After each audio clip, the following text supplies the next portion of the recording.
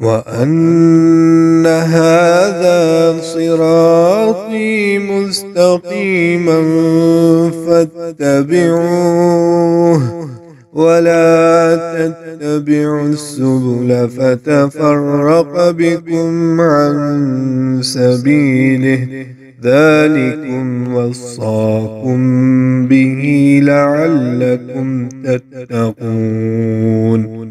أعوذ بالله من الشيطان الرجيم.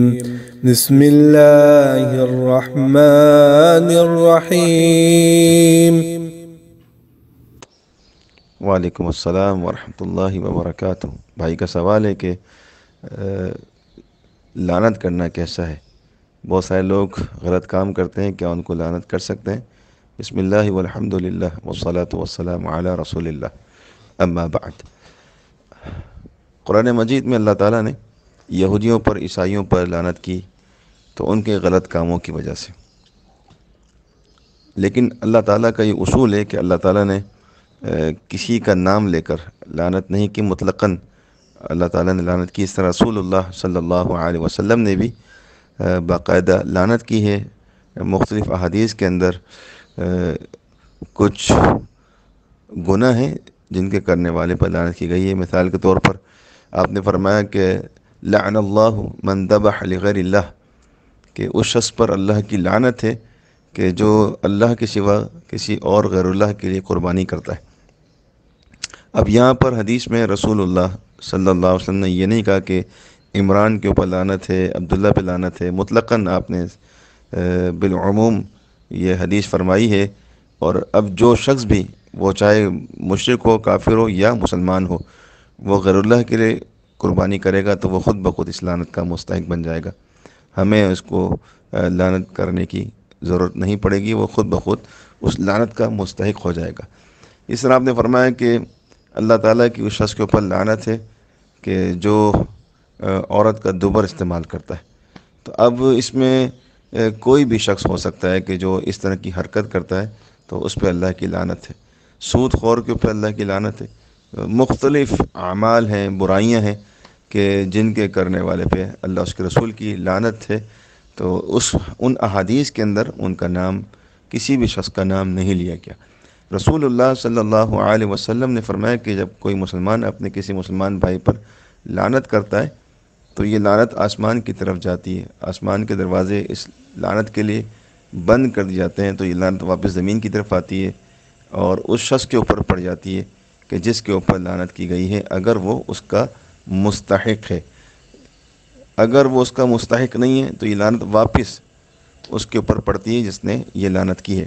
اس حدیث کے اندر یہ بات فرمائی گئی کہ اگر وہ مستحق ہے، اس کا مطلب یہ ہوا کہ وہ اعمال جس طرح حدیث میں بیان کیے گئے ہیں کہ جن پر لعنت پڑ سکتی ہے، اگر وہ اس قسم کے اعمال کرتا ہے تو یہ لعنت اس پر خود بخود پڑ جاتی ہے، اور اگر وہ ایسے اعمال نہیں کرتا ہے، بالکل ٹھیک ہے، تو جس شخص نے لعنت کی ہے وہ جیسا بھی ہے، اس کے لعنت کرنے پر وہ لعنت اس کے اوپر واپس لوٹ آتی ہے اور وہ اللہ کی رحمت سے دور ہو جاتا ہے۔ تو لعنت کا جو معنی ہے وہ یہ ہے کہ اللہ کی رحمت سے دور۔ آپ ایک بدعا کر رہے ہیں اپنے بھائی کو اور آپ اس کو یہ کہہ رہے ہیں کہ تو اللہ کی رحمت سے دور ہو، تو ایسا نہیں کہنا چاہیے۔ اور مومن جو بندہ ہوتا ہے وہ بہت زیادہ لعنتیں نہیں کرتا، کیونکہ رسول اللہ صلی اللہ علیہ وسلم نے فرمایا کہ لیس المؤمن بالطعان ولا اللعان، کہ مومن جو ہوتا ہے نہ تو وہ بہت زیادہ طعنے دیتا ہے اور نہ ہی وہ لعنت کرتا ہے، ولا البذی ولا الفواحش، اور نہ وہ گالیاں بکتا ہے اور نہ وہ بے حیا ہوتا ہے۔ تو مومن کے اندر یہ خصوصیات ہوتی ہے کہ وہ لعنت بہت زیادہ نہیں کرتا۔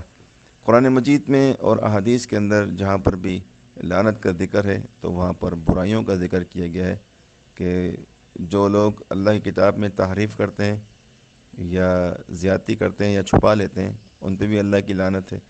تو اس طرح کی جو لعنت کی گئی ہیں ان میں مطلقاً بات کی گئی ہے، کسی کا نام نہیں لیا گیا۔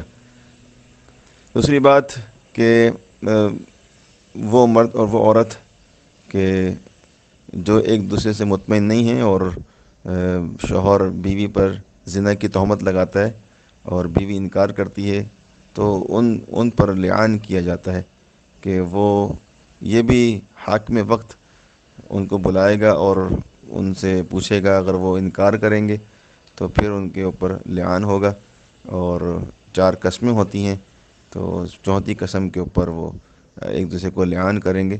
تو یہ جو چیزیں ہیں یہ ثابت شدہ ہیں، جو احادیث کے اندر حاکم وقت کے لیے جو فیصلہ کرنے والا ہوگا وہ ان پر لعان کر سکتا ہے، مگر مومن جو ہوتا ہے مسلمان، اس کو بہت زیادہ لعنت سے بچنا چاہیے۔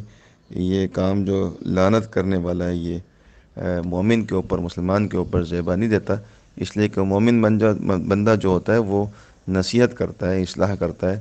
اللہ تعالیٰ نے اس کی جو ذمہ داری لگائی ہے، فذکر ان الذکر تنفع المؤمنین، آپ نصیحت کیجئے، اس لیے کہ نصیحت ایمان والوں کو فائدہ پہنچاتی ہے۔